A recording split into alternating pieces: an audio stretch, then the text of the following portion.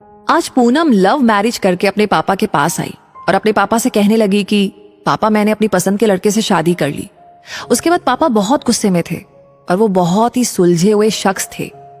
उसने बस अपनी बेटी से इतना कहा कि मेरे घर से निकल जाओ। बेटी ने कहा अभी इनके पास कोई काम नहीं है, हमें रहने दीजिए, हम बाद में चले जाएंगे। पर उसके पापा ने एक नहीं सुनी और उसे घर से बाहर कर दिया। कुछ साल बीत गए। अब पूनम के पापा नहीं रहे और दुर्भाग्यवश जिस लड़के ने पूनम से शादी की वो भी उसे धोखा देकर भाग गया। पूनम की एक लड़की और एक लड़का था। पूनम खुद का एक रेस्टोरेंट चला रही थी जिससे उसका जीवन यापन हो रहा था। पूनम को जब ये खबर हुई कि उसके पापा नहीं रहे तो उसने मन में सोचा, अच्छा हुआ मुझे घर से निकाल दिया था, दर दर की ठोकरें खाने को छोड़ दिया। मेरे पति के छोड़े जाने के बाद भी मुझे घर नहीं बुलाया। मैं नहीं जाऊंगी उनकी अंतिम यात्रा में। पर उसके ताऊजी ने कहा पूनम जाने वाला शख्स तो चला गया, अब उनसे दुश्मनी कैसी। पूनम ने पहले हाँ नहीं किया, फिर सोचा चलो हो आती हूँ, देखूं तो जिन्होंने मुझे ठुकराया वो मरने के बाद कैसे सुकून पाता है। पूनम जब अपने पापा के घर आई तो सब उनकी अंतिम यात्रा की तैयारी कर रहे थे, पर पूनम को उनके मरने का कोई दुख नहीं था। वो तो बस अपने ताऊजी के कहने पर आई थी। अब पूनम के पापा की अंतिम यात्रा शुरू हुई। सब रो रहे थे पर पूनम दूर खड़ी हुई थी। जैसे जैसे सब कार्यक्रम निपट गया, आज पूनम के पापा की 13वीं थी।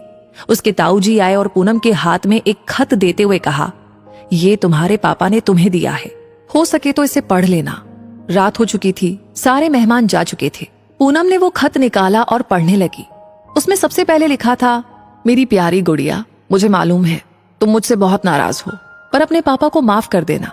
मैं जानता हूं तुम्हें मैंने घर से निकाला था, तुम्हारे पास रहने की जगह नहीं थी, तुम दर दर की ठोकरें खा रही थी, पर मैं भी उदास था, तुम्हें कैसे बताऊं। याद है तुम्हें जब तुम 5 साल की थी, तब तुम्हारी माँ हमें छोड़ के चली गई थी। तब तुम कितना रोती थी, डरती थी, मेरे बिना सोती नहीं थी, रातों को उठकर रोती थी। तब मैं भी सारी रात तुम्हारे साथ जागता था। तुम जब स्कूल जाने से डरती थी तब मैं भी सारा समय तुम्हारे स्कूल की खिड़की पर खड़ा होता था, और जैसे ही तुम स्कूल से बाहर आती थी तुम्हें सीने से लगा लेता था। वो कच्चा पक्का खाना याद है तुम्हें, जो तुम्हें पसंद नहीं आता था, मैं उसे फेंक कर फिर से तुम्हारे लिए नया खाना बनाता था कि तुम भूखी ना रहो। याद है तुम्हें जब तुम्हें बुखार आया था तो मैं सारा दिन तुम्हारे पास बैठा रहता था, अंदर ही अंदर रोता था, पर तुम्हें हंसाता था कि तुम ना रो वरना मैं रो पड़ता था। वो पहली बार की हाई स्कूल की परीक्षा जब तुम रात भर पढ़ती थी तो मैं सारी रात तुम्हें चाय बना कर देता था। याद है तुम्हें जब तुम पहली बार कॉलेज गई थी और तुम्हें लड़कों ने छेड़ा था, तो मैं तुम्हारे साथ कॉलेज गया और उन बदतमीज लड़कों से भिड़ गया। उम्र हो गई थी और मैं कमजोर भी, कुछ चोटें मुझे भी आई थी, पर हर लड़की की नजर में पापा हीरो होते हैं, इसलिए अपना दर्द सह गया। याद है तुम्हें वो तुम्हारी पहली जीन्स, वो छोटे कपड़े, वो गाड़ी, सारी कॉलोनी एक तरफ थी कि ये सब नहीं चलेगा, लड़की छोटे कपड़े नहीं पहनेगी, पर मैं तुम्हारे साथ खड़ा था, किसी को तुम्हारी खुशी में बाधा बनने नहीं दिया। तुम्हारा वो रातों को देर से आना, कभी कभी शराब पीना, डिस्को जाना, लड़कों के साथ घूमना, इन सब बातों को कभी मैंने गौर नहीं किया। पर एक दिन तुम एक लड़के से शादी करके आई, वो भी उस लड़के से जिसके बारे में तुम्हें कुछ भी पता नहीं था। तुम्हारा पापा हूं, मैंने उस लड़के के बारे में सब पता किया।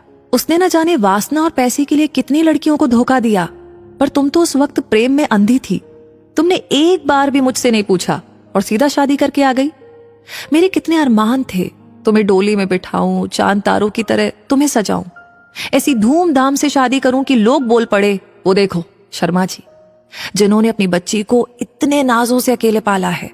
पर तुमने मेरे सारे ख्वाब तोड़ दिए। खैर, इन सब बातों का कोई मतलब नहीं है। मैंने तो तुम्हारे लिए खत इसलिए छोड़ा है कि कुछ बता सकूं। मेरी गुड़िया, अलमारी में तुम्हारी माँ के गहने और मैंने जो तुम्हारी शादी के लिए गहने खरीदे थे वो सब रखे हैं। 3-4 घर और कुछ जमीनें हैं, मैंने सब तुम्हारे और तुम्हारे बच्चों के नाम कर दी हैं। कुछ पैसे बैंक में हैं, तुम बैंक जाकर उसे निकाल लेना। और आखिरी में बस इतना ही कहूंगा कि गुड़िया, काश तुमने मुझे समझा होता। मैं तुम्हारा दुश्मन नहीं था, तुम्हारा पापा था, वो पापा जिसने तुम्हारी माँ के मरने के बाद भी दूसरी शादी नहीं की, लोगों के ताने सुने, गालियां सुनी, न जाने कितने रिश्ते ठुकराए, पर तुम्हें दूसरी माँ से कष्ट ना हो इसलिए खुद की ख्वाहिशें मारती।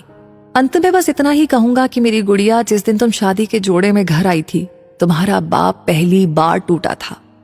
तुम्हारी माँ के मरने के समय भी उतना नहीं रोया मैं जितना उस वक्त, और उस दिन से हर दिन रोया। इसलिए नहीं कि समाज, जात, परिवार, रिश्तेदार क्या कहेंगे, इसलिए वो जो मेरी नन्ही सी गुड़िया सूसू तक करने के लिए सारी रात मुझे उठाती थी, पर जिसने शादी का इतना बड़ा फैसला लिया पर मुझे एक बार भी बताना सही नहीं समझा। गुड़िया, अब तो तुम भी माँ हो। औलाद का दर्द, खुशी सब क्या होता है, वो जब दिल तोड़ते हैं तो कैसा लगता है। ईश्वर तुम्हें कभी ये दर्द ना दिखाए। एक खराब पिता ही समझ के मुझे माफ कर देना मेरी गुड़िया।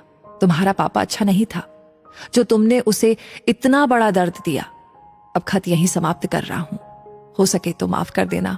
और खत के साथ एक ड्राइंग लगी थी जो खुद कभी पूनम ने बचपन में बनाई थी, और उसमें लिखा था, आई लव यू मेरे पापा, मेरे हीरो, मैं आपकी हर बात मानूंगी। पूनम रो रही थी, उतने में उसके ताऊजी आ गए। पूनम ने उन्हें रोते रोते सब कुछ बताया, पर एक बात उसके ताऊजी ने बताई। उसके ताऊजी ने कहा कि पूनम, वो जो तुम्हें रेस्टोरेंट खोलने के और घर खरीदने के पैसे जो मैंने दिए थे, वो मैंने नहीं बल्कि तुम्हारे पिताजी ने मुझसे दिलवाए थे। क्योंकि औलाद चाहे कितनी भी बुरी हो, माँ बाप कभी बुरे नहीं होते।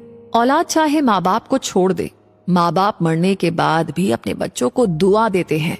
तो दोस्तों, इस कहानी को सुनकर के आप क्या महसूस कर रहे हैं, क्या फील कर रहे हैं, प्लीज अपनी बात हमें जरूर बताएं। और अगर ये कहानी अच्छी लगी हो तो इसे जरूर शेयर करें, और हमेशा ऐसी कहानी आपको समय समय पर मिलती रहे तो उसके लिए हमारे पेज को फॉलो करना बिल्कुल ना भूलें। मिलेंगे बहुत जल्दी ही ऐसी नई नई कहानियों के साथ। तब तक के लिए आपसे कहूंगी धन्यवाद।